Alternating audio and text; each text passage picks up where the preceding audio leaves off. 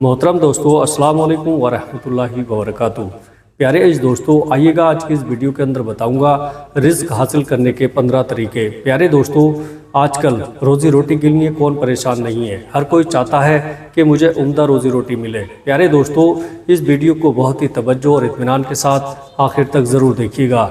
इंसान की सुबह से लेकर शाम तक की दौड़ भाग का अक्सर हिस्सा सिर्फ और सिर्फ रोज़ी रोटी यानी रिज़्क की तलाश में गुजरता है। लेकिन अगर उसे उसकी ज़रूरत के मुताबिक रोज़ी ना मिल पाई तो परेशान हो जाता है, और इस परेशानी में अगर सब्र व बर्दाश्त ना हो सका तो इसके लिए चोरी चकारी, डकैती, मारामारी और कत्ल पर उतर आता है। अरे दोस्तों, आज हम रोज़ी और रिज़्क के मिलने के 15 दरवाजे बताएंगे, जिनको आप ठीक ठाक से समझ गए तो इंशाल्लाह आपको हराम और नाजायज़ काम की तरफ जाना ही नहीं पड़ेगा और इन रास्तों से होते हुए खूब मालामाल हो जाओगे। प्यारे दोस्तों, अब आइएगा नंबर 1, नमाज पढ़ना। इंसान की ज़िंदगी में बरकत अल्लाह ताला ने नमाज में रखी है। जो नमाज से महरूम रहता है वो रिज़्क की बरकत से महरूम हो जाता है। उसके पास मालो दौलत कितनी भी आ जाए लेकिन परेशानियां उसका पीछा नहीं छोड़ती।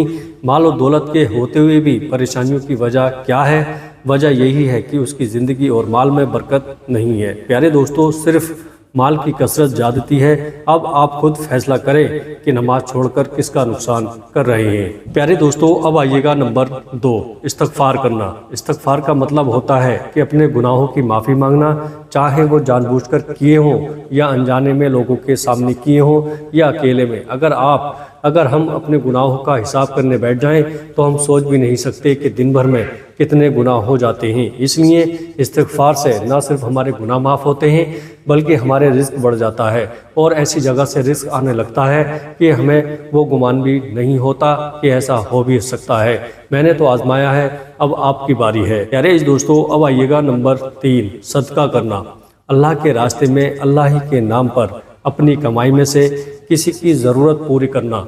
जो ऐसा करता है तो अल्लाह ताला उस बंदे को कई गुना बढ़ाकर देने का वादा करता है, और इसका तजुर्बा तो मुस्लिम छोड़ो गैर मुस्लिम भी कर चुके हैं। प्यारे दोस्तों, अब आइएगा नंबर 4, तकवा इख्तियार करना। अल्लाह के डर से गुनाहों से बचते रहना, क्योंकि जो ऐसा करेगा उसके लिए कुरान में अल्लाह ताला ने फरमाया है, जो अल्लाह का तकवा इख्तियार करेगा अल्लाह उसके लिए रास्ते बना देगा। प्यारे दोस्तों, अब आइएगा नंबर 5, अल्लाह पर तकब्बुल भरोसा करना। जो इस बात पर भरपूर यकीन रखता है कि देने और अता करने वाली जात सिर्फ अल्लाह की है तो अल्लाह उसके रिज़्क में बढ़ोतरी कर देता है, और शक करने वाले तो वैसे भी दुनिया में हर किसी पर शक की वजह से परेशान ही रहते हैं। प्यारे दोस्तों, अब आइएगा नंबर 6, अल्लाह का शुक्र अदा करते रहना। अगर आप अल्लाह ताला की दी हुई नेमतों का शुक्र अदा करते हैं ज़ुबान से, दिल से और अमल से, तो अल्लाह ताला उन तमाम नेमतों में इजाफा करने का वादा कर चुका होता है। प्यारे दोस्तों, अब आइएगा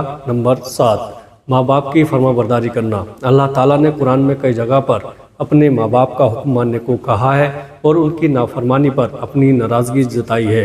इसलिए अगर आप अपने माँ बाप की इज़्ज़त और खिदमत करते हैं तो अल्लाह ताला न सिर्फ खुश होगा बल्कि रोज़ी में इजाफा कर देता है। प्यारे दोस्तों, अब आइएगा नंबर 8, हमेशा बावुज़ू रहना। यानी जैसे ही आपका वुज़ू टूटता है फ़ौरन आप वुज़ू कर लेते हैं और हमेशा बावुज़ू रहते हैं। तो इस पर हमारे नबी सल्लल्लाहु ताला अलैहि वसल्लम ने रिज़्क और रोज़ी में खूब बरकत का वादा फरमाया है, और सहाबा और बुजुर्गान दीन का इस पर अमल रहा है। अरे दोस्तों, अब आइएगा नंबर 9, रिश्तेदारों से अच्छा सलूक करना। हदीस में सिला रहमी यानी रिश्तों को जोड़ने पर बहुत ज़ोर डाला गया है और इसको बरकत की वजह बताया गया है कि इससे इंसान की ज़िंदगी में बरकत होती है। इसलिए जो रिश्तेदार तुमसे रिश्ता तोड़े उनसे भी अच्छी तरह पेश आओ और जोड़ने की बात करो, तोड़ने की नहीं। प्यारे दोस्तों, अब आइएगा नंबर 10, गरीबों की मदद करना। कोई गरीब या बेसहारा है तो मुश्किल में उनका साथ देना और उनका गम बांटना, और अगर कोई बच्चा यतीम है उसके सर पर शफकत और मोहब्बत भरा हाथ रखना। इसके अलावा बेवा बेसहारा लोगों की जितनी हो सके मदद करना ज़िंदगी में बरकत लाता है। प्यारे दोस्तों, अब आइएगा नंबर 11, सूरह वाक़िया पढ़ना। अल्लाह के नबी सल्लल्लाहु ताला अलैहि वसल्लम की हदीस के मुताबिक जो शख्स रोज़ाना सूरह वाक़िया पढ़ता है اسے کبھی فاقہ نہیں ہو سکتا۔ یعنی اگر انسان اس سورے کو روزانہ اپنے گھر میں پڑھتا ہے تو انشاءاللہ کبھی بھی وہ تندرست نہیں رہے گا۔ پیارے دوستو، اس کا پڑھنے کا طریقہ یہ ہے کہ آپ مغرب یا عشاء کے بعد اس کو روزانہ پڑھ سکتے ہیں۔ پیارے دوستو، اب آئیے گا نمبر 12، دعائیں مانگتے رہنا۔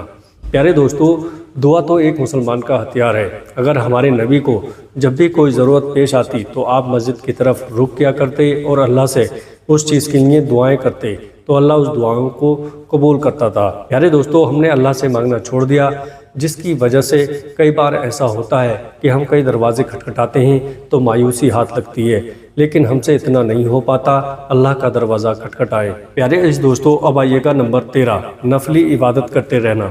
جو لوگ زیادہ سے زیادہ نفلی عبادت کرتے رہتے ہیں تو ان پر تندرستی کے دروازے بند ہو جاتے ہیں، کیونکہ فرض کی ڈیوٹی کرنے کے بعد اپنے شوق سے اللہ کی عبادت میں لگا ہے تو اللہ ایسے شخص کو محروم نہیں کرتا۔ اللہ تعالیٰ فرماتا ہے کہ تو عبادت میں کثرت نہیں کرے گا تو میں تجھے دنیاوی کاموں میں الجھا کر رکھ دوں گا۔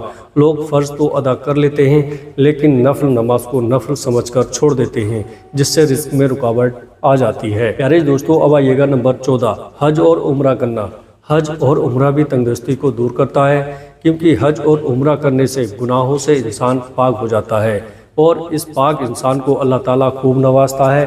اس لیے اگر اللہ نے آپ کو نوازا ہے تو ضرور ایسا کیجئے، ورنہ کم سے کم حج اور عمرے کی خواہش ضرور رکھیے گا۔ میرے دوستو، اب آئیے گا نمبر 15، چاشت کی نماز پڑھنا۔ چاشت کی نماز نفل نماز ہے جو 10 بجے کے قریب پڑھی جاتی ہے۔ پیارے دوستو، یہ رزق کے کچھ راستے جن کو ابھی بیان کیا گیا ہے، اللہ تعالیٰ ہم سب کو ان پر کر کے رزق کی نعمت حاصل کرنے کی توفیق عطا فرمائے۔ پیارے عزیز دوستو، ویڈیو اچھی لگے تو اپنے دوستوں کے ساتھ شیئر ضرور کریے گا۔ السلام علیکم ورحمۃ اللہ وبرکاتہ۔